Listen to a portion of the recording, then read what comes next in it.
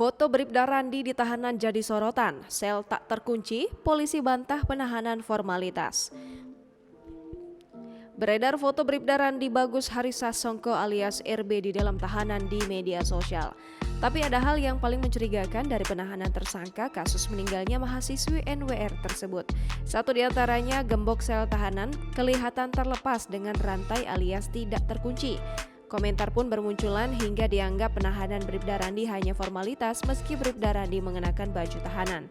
Apa tanggapan Polri? Kepolisian RI membantah penahanan Bribda Randi Bagus yang ditetapkan sebagai tersangka karena kasus tewasnya seorang wanita berinisial NW di Mojokerto, Jawa Timur hanya sebagai formalitas saja.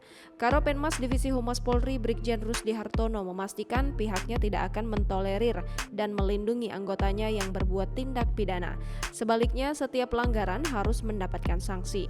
Rusdi memastikan sikap Polri sudah jelas di dalam kasus Bribda Randi Bagus.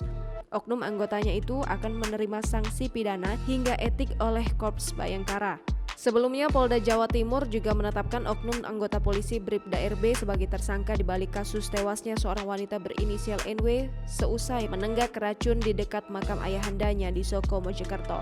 Ternyata Bribda RB terbukti memiliki hubungan asmara sebagai pacar dari NW sejak 2019 silam. RB diduga kuat menjadi sebab korban NW mengalami tekanan mental atau depresi sehingga membuat dirinya nekat mengakhiri hidup.